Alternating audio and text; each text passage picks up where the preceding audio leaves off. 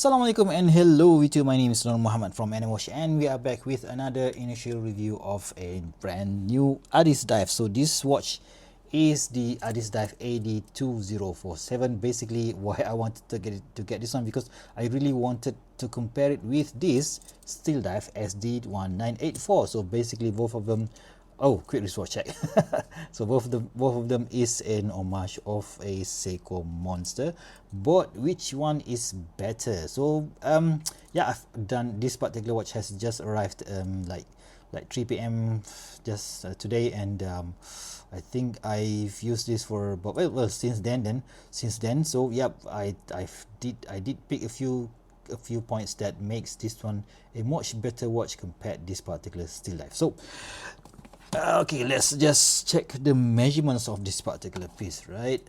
So they say on the website, it says that it is in 42, right? So I think it's 42.3 supposed to be, right? 42.2, or how about the bezel? On the bezel, 42.3 in diameter. Thickness is around 14, and lug to lug is just about 48, I think. 48, I suppose. So yeah, 47.8. So and of course the lug width is 20 mil. But how about the Steel Dive? Oh sorry, yeah, the Steel Dive, I think they should be the same. I think 42.4, yeah, just 0.1 mil differences there. Thickness 14.1, bang on. And the lug width, sorry, lug to lug is about 47.8. So this suggests to me that the case that both Steel Dive and AddiesDive is using are exactly the same. But however, there is a difference. First up, the difference is check out that bezel, right?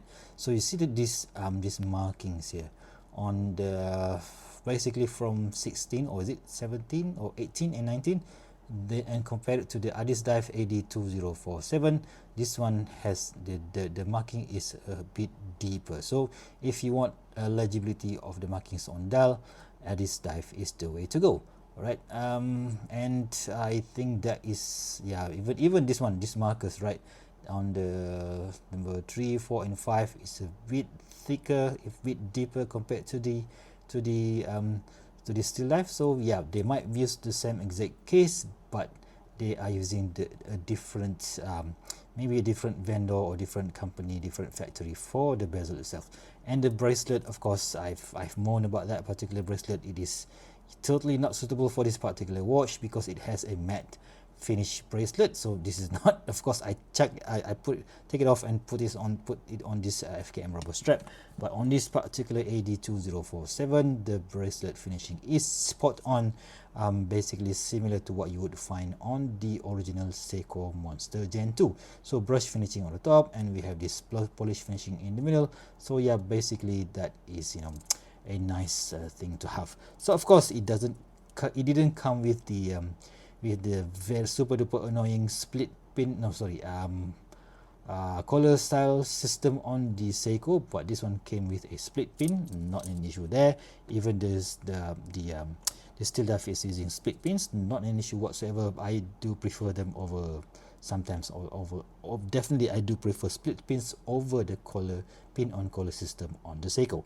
Right, so what is the unique selling point of this particular watch then? Oh, I've completely forgot. Before we do that, let's just check the weight on this particular thing. So I removed 4 links out of the watch. This one will weigh at about 180, I think. Oof, 187. So if I put it back, so 199, 200 grams if you have bigger wrist than mine, right? Okay, so we've checked the dimension, checks the weight. Okay, the unique selling point of this particular piece is, for me, the dial, right? The dial, I did before I went for this particular watch, I did bought myself this AddiesDive AD, hold on, this is AD2047. This is, I have no idea what are the reference number of this particular piece. It's so confusing. Anyway, I will put in some numbers on top of this one. So basically, I really like this. I call this a surf dude because there is a dude surfing, or a guy surfing on the ocean. You see there? Come on, focus, focus. Can I focus a bit more? Nope. This is the max that it can go. So you see that guy, that dude over here, that guy is basically surfing in the ocean. So that is why I love this set of dimension, this style of dial.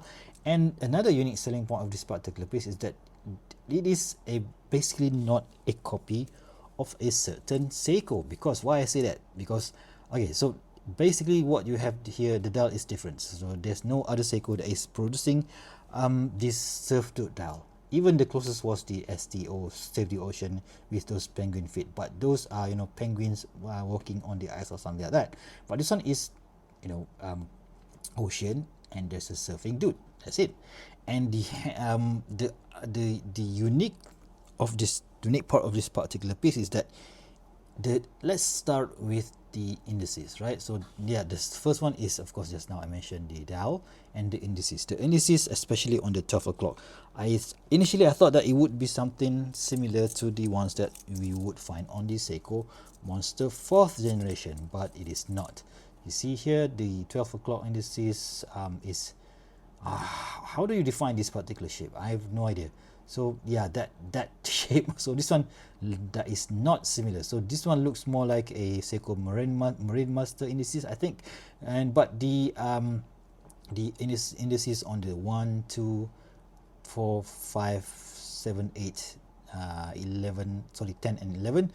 Basically, it is a simple baton, such as similar to the Seiko Monster Gen 4, and the 9 o'clock is almost similar. So the only thing that, you know, that makes this AddiesDive superior is that the Seikos are using you know, stamp indices from the back, but on the AddiesDive or even on the Steel Dive, they are using applied hour markers. So yeah, this is something that even a Seiko could not do, which annoys me a lot, right?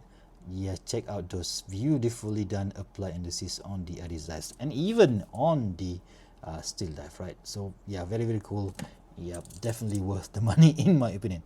And of course, being in AddiesDive and AliExpress brand, you do get sapphire crystal on the, of course, on the crystal, but on a Seiko you don't get any sapphire crystal, which is very annoying, right? So if we compare it to the original Seiko Monster Gen 2, so you can see that again, the shape of the bezel is a bit different. So you see this triangular here, the ones on the Seiko has a bit you know, a bit of curvature here, and similarly similar to the Steel Dive. So the shape of the bezel and the side profile is different. So I've gone through these particular differences before with the Steel Dive. Basically, I think the AddiesDive case is using the exact same case as the Steel Dive. I think I might be wrong there, but yeah, I think so. Right. What else? The hands, right? The hands is yep, this is your typical Seiko Monster handsets, but check out that second hand. So you see the counterbalance here. It looks like a, I don't know what to call that particular bit. If we are to bring in the Seiko Monster Gen 2 again, so it looks almost similar but not exactly the same. So that's good in my opinion. And if we are to compare it with the Steel Dive, yep, almost similar but not exactly the same. So this might also means that the hold on, the hour hands are different. all right, so now I notice a few difference.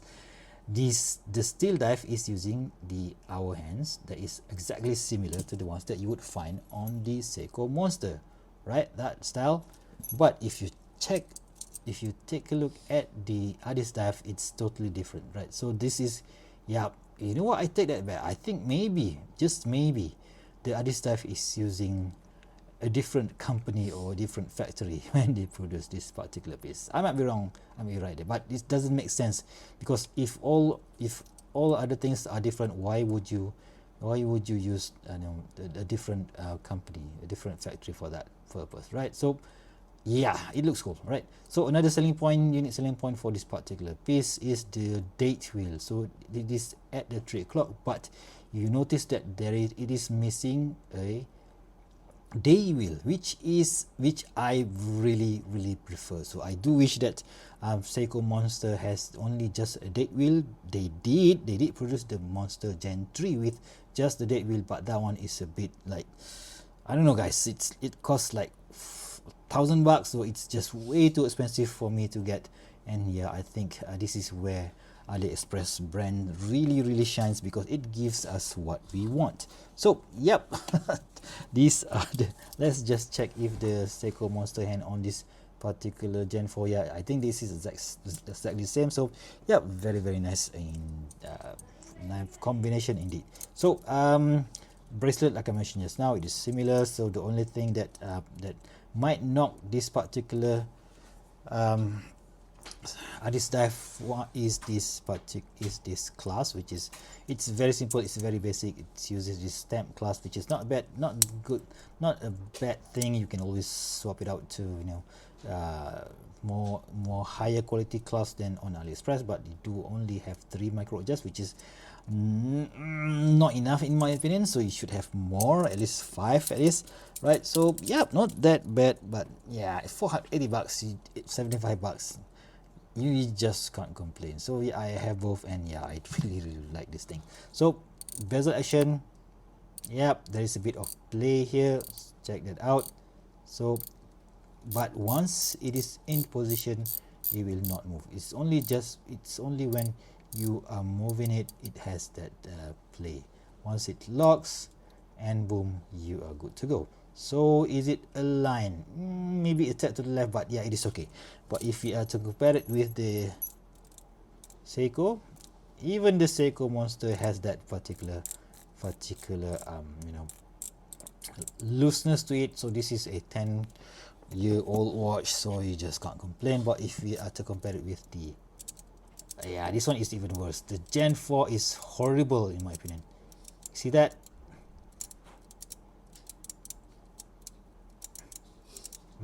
This is why I don't like the latest Seikos, because they suck at this thing, right?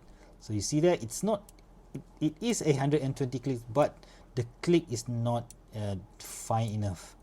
It's just not good at all. Come on, Seiko, what are you doing? So it's just so sad, because these AliExpress watches are giving us much better quality, much better spec, and yeah, for a whole lot less money.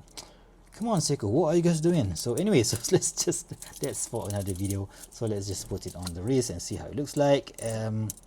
Yeah, 42 mil Seiko Monster proportion is, I am a big fan of Seiko Monster, so this fits me just nice. Of course, I prefer smaller watches these days, but somehow the 42 mil diameter for a Seiko Monster, or even the Seiko Monster homages, just fits really nice on my skinny 6.75 or 17 centimeters wrist circumference. All right, so okay, sorry about that guys, before I completely forgot, we haven't checked the sapphire crystal. Let's check that one out.